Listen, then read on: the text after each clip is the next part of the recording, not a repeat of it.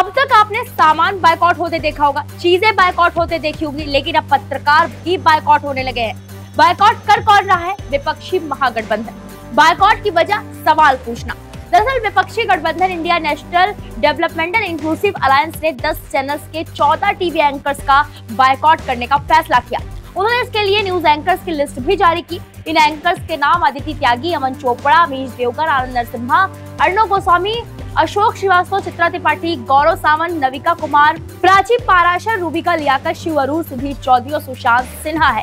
सभी अलग अलग टीवी चैनल में शो होस्ट करते हैं, लेकिन इस लिस्ट में शामिल टाइम्स नाउ भारत के एंकर सुशांत सिन्हा ने विपक्ष के ऐसे मजे लिए हैं जिसे सुनने के बाद आपकी हंसी छूट जाएगी। सुशांत सिन्हा ने क्या कहा वो आपको बताएं, उससे पहले कांग्रेस के एक ट्वीट के बारे में जान लीजिए। कांग्रेस ने सोशल मीडिया पर स्टेटमेंट जारी करके कहा, हर रोज शाम 5 बजे कुछ टीवी चैनल्स पर नफरत का एक बाजार सजाया जाता है। ऐसे में इंडिया गठबंधन ने तय किया है कि हम नफरत के बाजार में ग्राहक बनकर नहीं जाएंगे। हमारा उद्देश्य है नफरत मुक्त भारत, जुड़ेगा भारत, जीतेगा इंडिया। भारत जुड़ेगा से ध्यान आया कि कांग्रेस के घर में तो फूट पड़ी हुई है। पहले कांग्रेस को उस पर ध्यान देना चाहिए, क्योंकि वो गठबंधन जोड़ने में व्यस्त है। इधर उनकी पार्टी में दरार पड़ रही है। बहरहाल वो राहुल गांधी का अपना मामला है। हम आपको सुशांत का बयान दिखाते हैं, जिसे सुनकर आप हंसते हंसते अपना पेट पकड़ लेंगे। हालांकि सुशांत ने इस मजेदार बयान से विपक्ष के मजे लिए हैं।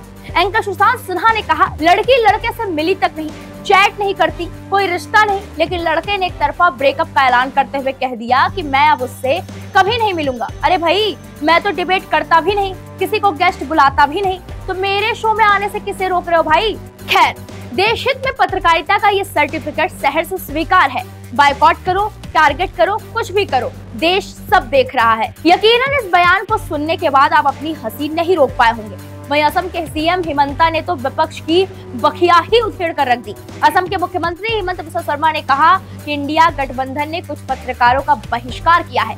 वही लोग जो हमें अभिव्यक्ति की स्वतंत्रता पर भाषण दे रहे थे, उन्होंने न्यूज एंकरों का बहिष्कार करके अपने असहिष्णु रवैये को साबित कर दिया। अगर ये लोग सरकार में आते हैं तो सबसे पहले ये प्रेस सेंसरशिप लगाएंगे।